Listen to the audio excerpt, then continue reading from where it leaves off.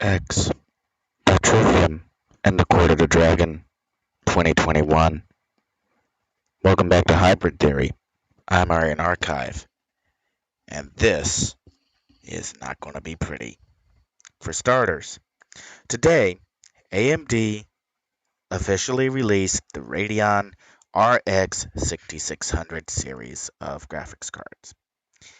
And they have partnered with a large array of vendors. In this case, we have samples from Asus, ASRock, Gigabyte, MSI, PowerColor, Sapphire, and XFX. Now, I'm not going to click through because I can already tell you none of these graphic cards are actually available to purchase. There's zero supply on the market. There are none. The only way you got one of these is if you were a press connected journalist and you were being seeded a card because somebody owed you and there had to be some kind of presence, even if there wasn't any. Now, my first thing is these cards are drastically misaimed, and it's right there in the very first blurb. Introducing Radeon RX 6600 graphic card, blah blah blah, engineered to deliver an incredible 1080p. 1080p. Blackview BL5000 Dual 5G gaming smartphone, which, if we go in and check the, let's see, what specifications does this actually have? Let's see. It ships with there's our OS color, Android 11, panel time, screen resolution, Bluetooth, CPU, dimension. Who makes that? Oh, right. That's a MediaTek. That's a MediaTek ARM processor with Mali graphics. Bison X10 from Umidigi, Helio P60. Again, MediaTek ARM processor. Black Shark 4 from Xiaomi, gaming phone, starting at 500. Not exactly the cheapest example here, but I think the point's been made. 1080p is the domain of the smartphone. It is the domain. Somebody who is only gaming in 1080p probably is using a game controller connected to their phone.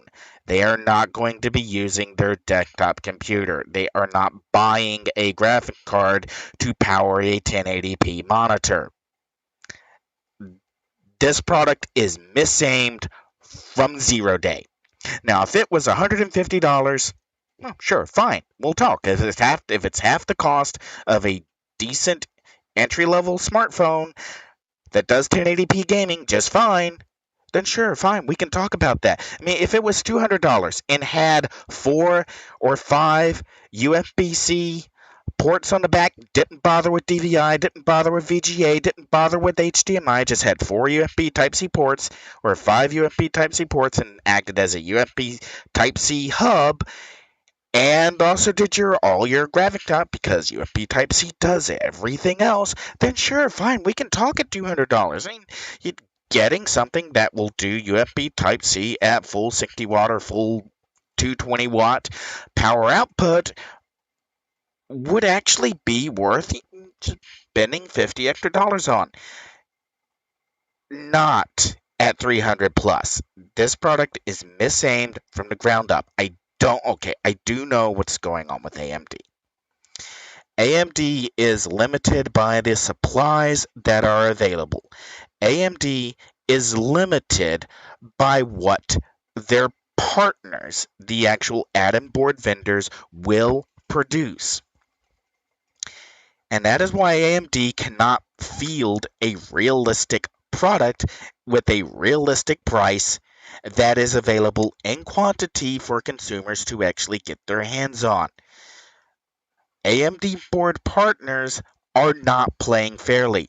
most of these cards, if they were manufactured, and I'm going to say that again, if they were manufactured, because I'm very confident that many of these were not actually manufactured, I don't think, or I am not of the impression, opinion, or have seen any evidence to suggest that there was a large quantity of RX 6600 chips that were actually released to manufacturing by AMD. This is a paper launch by every single definition of the term paper launch. Now, why is it a paper launch? Well, first of all, fabrication capacity.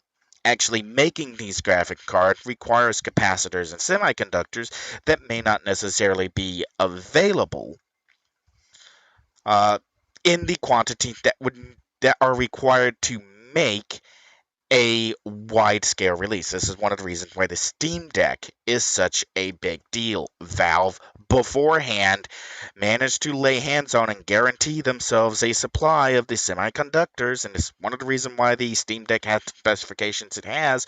It was something that could be manufactured on time, under the contract that were already existing with supplies that were already had. And this is, again, go back to why AMD says they're not really pursuing the desktop. They're going to pursue mobile components as a priority first. And we kind of saw this with the Ryzen 4000 series and the Ryzen 5000 series, where AMD did a lot of the tech work at first in the 4000 series, and then they just uncapped the. I know this is a very drastic simplification. They just uncapped the wattage and voltage requirements and how far can this architecture be pushed. And that did very well for them. The 4000 series was a hammer blow in a notebook space compared to its competitors, and the 5000 series was a hammer blow on the desktop. So AMD mobile first strategy is not an incorrect one to have. It's probably actually a very good one going forward. Now, going into, I've already stated outright there was not a large quantity of RX 6600 chips actually released from manufacturing to add-in partners. Now, part of this is AMD only has a limited amount of fabrication space that they can get from their partners. There's only so much capacity that Taiwan Semiconductors has to make chip. There's only so many semiconductors, there's only so many capacitors, there's only so many raw materials that can be purchased in any given time frame that AMD can actually get their hands on and AMD partners could get their hands on. And AMD is already very much aware that their board partners were shipping straight out of the loading dock into Bitcoin miners, never intending to place any previous cards from the RX 6700 series, the RX 6800 series. None of the graphic cards were ever intended to go to the retail market. Incidentally, this is also fades into something else that's been kind of an issue recently, and that is New World bricking NVIDIA cards. And the story is misleading, and I know I really shouldn't do this, but I am going to link to CNET. So take take this story for what it's worth coming from CNET. You already know it's probably not going to be accurate because it's CNET. And I am going to tell you what actually is going on. Amazon's New World reportedly bricking NVIDIA graphic cards. Okay, as I said in a previous stream on this subject, there is this thing called thermal design envelope. Now, if you're not familiar with thermal design envelope, and if you just look this up, if you look up thermal design envelope on, say, DuckDuckGo, you'll get things about architecture and housing. It won't actually be initially related to processor. But if you add the modification, you'll find that there's actually a Wikipedia entry on thermal design power. And this is redirected from variable TDP. Now, if you're not familiar with this, we'll go ahead and get the Wikipedia page up. Now, thermal design power. What this basically means. Oh, give me while I get rid of the. I do know what's causing the inability to scroll. It's OBS adds its own custom CSS to a page, and that causes problems. So deleting the, just for reference, deleting the CSS. Now, fixes the scrolling. Okay, now what thermal design power, the thermal design envelope means is that there is a hard limit on how much electricity a processor can use. It is a hard physical limit. It can't use any more electricity than what is provided. When it's running at its maximum amount of electrical power, it's going to generate a specific amount of heat. This amount of heat is determinable by physics. It's determined before the processor even leaves manufacturing just how far it can be pressed, which benchmark did it pass. Now, if you get the processor, you can overclock it. You can apply more voltage. You can apply less voltage. You can change different factors to get a different performance level. But doing so, you have to be aware you are modifying the processor beyond its design parameters. The graphics cards that New World is bricking were used. Let me repeat that. The graphics card that New World is bricking were used. The GPUs themselves were in mining operations, some of them long before they were ever actually released to retail. I am going to go out on a limb here and say it is very doubtful that there are any RTX graphic cards of the 3000 series onwards that were ever released from manufacturing or released to manufacturing, put in a box, and then sold directly to consumers that weren't at some point used in a digital currency, Bitcoin mining, Ethereum mining, whatever name you want to call it, used in a mining process. Those cards aren't new. They never were. Cards that were fresh, shrink wrapped, had already been used, had already been run full blown until they aired out. I'm stating that as a fact, not as a theory. So keep that in mind that when you're hearing reports of, oh, such and such destroyed a graphic card, no, it didn't. Because the amount of power that graphic processor can possibly have is predetermined. It's determined by the capacitors. It's determined by the circuits. It's determined by the actual electrical layout of the board.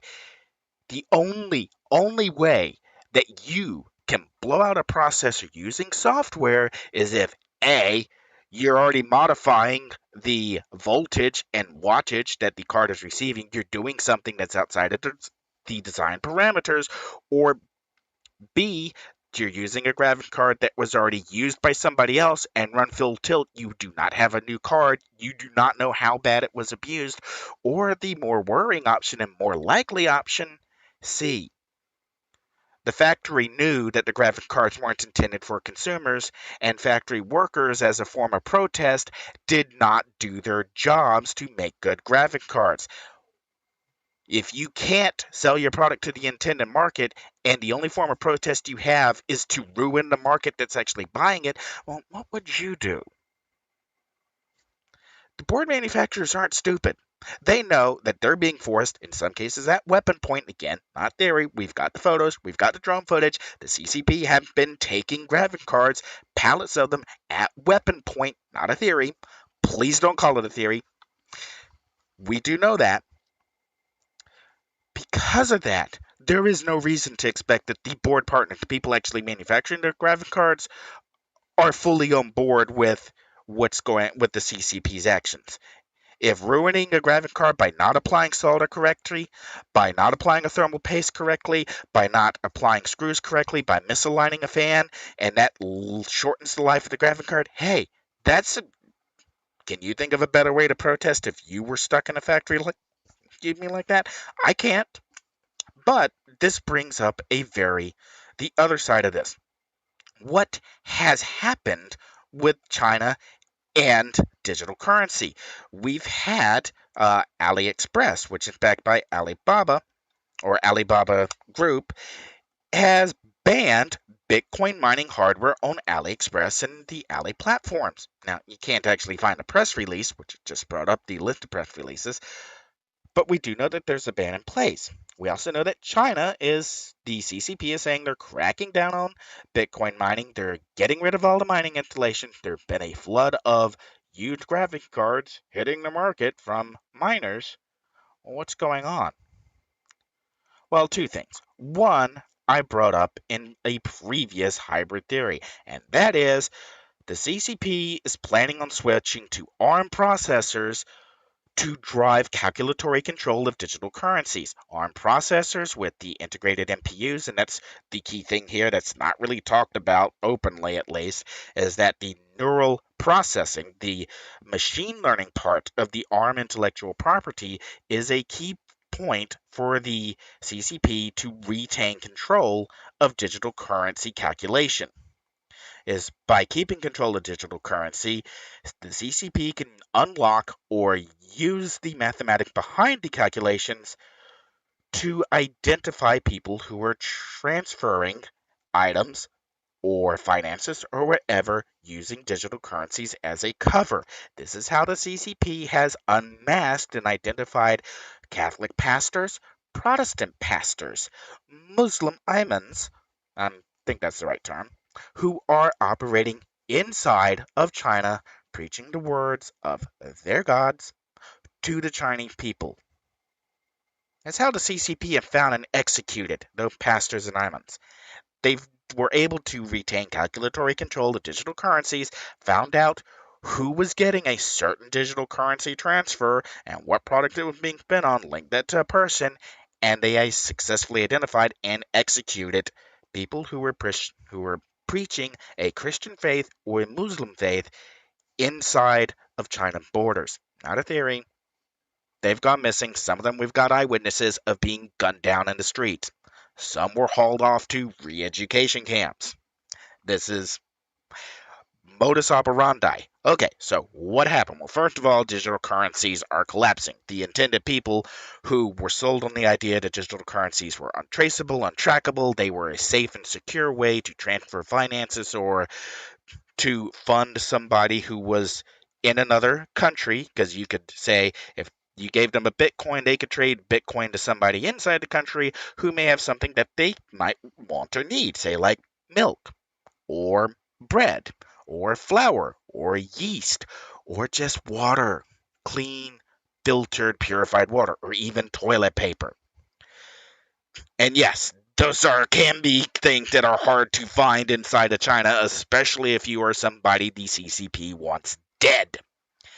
Now, keeping in mind the persecution of Christians, the execution of Muslims, the slave labor, what's going on there, and just come back to the CCP used digital currency calculatory control to identify and unmask targets of interest to the political regime.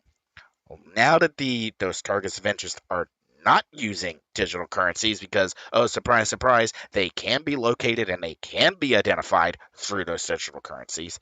The need to keep the front, if you will, going has decreased. And that means that as digital currencies kind of fade elsewhere and the CCP pressures its partners, such as the Biden administration in the United States, to enact regulatory control oversight of digital currencies, which is really just a way of killing digital currencies outright, because there are too many people out there who don't understand it is a scam. Does have ulterior motives, and those ulterior motives are not in the favor of the people who are actually using the platform.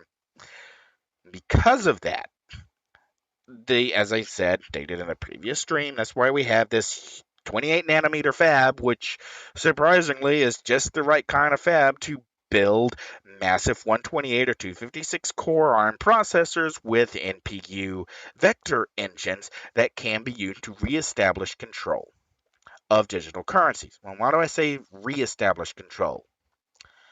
Let's go to the next story. CCP is quietly buying Australian coal among blackouts. This was just on October 5th, like a week ago. And this is from, who is this? TFI Global. I don't know anything about these people, but this is what's going on. Is the CCP, in its rush to retain calculatory control of digital currencies, was spending its entire power budget internally to the country on driving those hordes of graphics cards. Well, there's an electrical power consumption to be used with there. Even if you are the government and you are running the factories, you still need a fuel source. If you don't have a fuel source to drive the electrical power to power your control of digital currencies, then you don't control the digital currencies anymore. Well, A, you just made them worthless to your political regime. If you don't have calculatory control, you can't unmask targets of interest. And now you have a bunch of graphic cards that are sitting in warehouses that are now effectively useless and broken. What are you going to do? Well, this is where we come back to, and this is, I'm going to say this as fact. I'm not going to offer proof of it because at this point we are getting into nationalized secrets, I think is the best way to put it. But the vast majority of Bitcoin miners inside of China were not self funded. Keep this in mind. You've heard of people who've gotten rich on the stock market. You've heard a local paper of so and so bought stock, it tripled in price, they made millions. They were self made people buying wisely or just luckily choosing stocks. You don't hear about that at Bitcoin. You don't hear about people who invested in a digital currency and suddenly got rich. You hear about entities that have gotten calculatory control of digital currency or had a vast amount of real world currency converted into digital currency that stole the real world currency. You hear about that a lot. You hear about missing digital currency wallets. You hear about that a lot. But you don't hear about anyone who, by investing in digital currencies, that made a profit or payback. Because most of the people who invested or were running the equipment that were trying to make money off of it, off of digital currency transfers, most of those inside of China were not self funded. They were funded by the CCP. That is to say, the tax money of the Chinese citizen that is taken in every purchase was being used to buy the computer equipment that the digital currency miners were using. Stating this as fact, not theory. This, again, how I know this, we're really getting into the realm of nationalized secrets here. How that money was spent, how I can tell you how it was obtained. It was effectively tax money taken by the CCP from their citizens, and it was tax money that was taken from American companies working in China to film movies, money that they cannot egress, exit, take out of China without suffering even more severe tax penalties. That's how the CCP was funding the acquisition of this equipment. That's also why we had that thing with the cards in the Dubai. Graphic cards, Dubai, and okay, let's see if we can get a. I may have to narrow down my search terms. And okay, because the picture went all around, but now it's trying to find it again is a little difficult. So I'm just going to kind of skip. Most of us saw that picture of that palette of graphic cards. Actually, palette of graphic cards at Dubai Mining. And okay, that's doesn't actually. And no, the news is even less helpful. Even DuckDuckGo's drawing a blank, so it got buried. Lovely. Okay, we all saw the picture. I'm sorry I can't find it very quickly. I really should have had it prepared. But we also had a picture of brand new graphics cards that were shipped straight from the factories to a mining center in Dubai. And this was after the CCP had started their crackdown on digital currency mining. What's going on? Well, as we see on the TFI story, the CCP is running out of the electrical power to power their massive installations of graphic cards that are maintaining calculatory control. What are they going to do? The CCP has no other option, or at least in their mind, they have no other option than to go to trusted allies or people who can be successfully bought and purchased who will continue to help the CCP maintain calculatory control by running those graphic cards on their power budgets, not the CCP power budget. So thus we have ODMs, the original design manufacturers, who are being ordered to, you will ship those graphic cards. You're not going to ship them to us. You're going to ship them to this retailer where someone that we trust, who's in a different country with a different power brick to work off of, will be picking the cards up and continuing to do our work elsewhere. That's what's going on.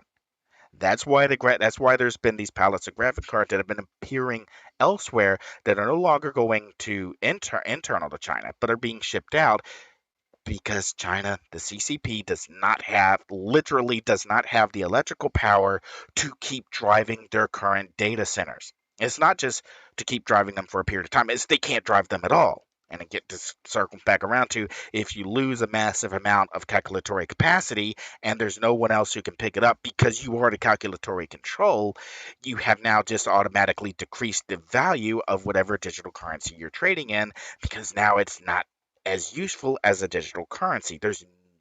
Your transactions are now being handled by someone else, wherever else. You no longer have control, and now you have fluctuations that transfer on downwards into the digital currencies. Jay, you think? Now, next to that, you may also see off to the side that China is shutting down aluminum, textile, and other industries. And we also see before another story that the downfall of the Chinese economy. And part of this is because China spent so much money, or spent so much, not necessarily money, but actual resources on driving an agenda to control and figure out how to control other nations. Well, now they have vendors. TSMC is opening a fabrication facility in the US. And TSMC have been one of the largest. Okay, they are the Taiwan Semiconductors, but they have worked with a number of Chinese companies who are now effectively being locked out. And you have other fabricators who are opening massive facilities in the United States. You've got Samsung, uh, which is opening a flagship facility in the United States. You have Global Foundries, which is reinvesting in the United States. You have Intel, which is being a monster of a pro USA, anti China bastion right now. And I can't ever believe I'm going to say that. And that's where we're finally circling back around to Intel and the upcoming Arc GPUs. And we'll drop this and we'll go back to the Radeon 6600. The Radeon 6600 launch is an absolute, unmitigated, colossal disaster. There is no way around it. There is no amount of lipstick you can put on this pig to make it look good. It's a bad graphic card that's aimed at a market that doesn't actually exist anymore, and it's a product that, as far as I can tell, doesn't actually exist. Nobody has one. Nobody's getting one, and I'm not even sure that AMD board partners have enough GPUs to begin with to actually make anything more than press samples, which isn't unusual. AMD did this as ATI, where they had the XTX edition of graphic cards, which were press only. You had to be a favorite press to get them, and if you weren't, you never had a chance of ever seeing that card because they were literally one-offs. Now, keeping that in mind, why go through this? Why even do this at all? Because AMD still has to maintain a front towards investors. AMD can't go before investors and say, you know what? We don't have any chips to sell you. We don't have any cars to sell you. We cannot control our board partners. We don't have the contractual obligations with our board partners to get our graphic cards, our products, into the hands of actual consumers. The only thing, yes, we can make money because we're still getting paid, but where there's actually no supply and channel, and our whole business model is built around people buy our cards, software developers, then optimize for our cards, and that we then move forward both our industry and our profit margin.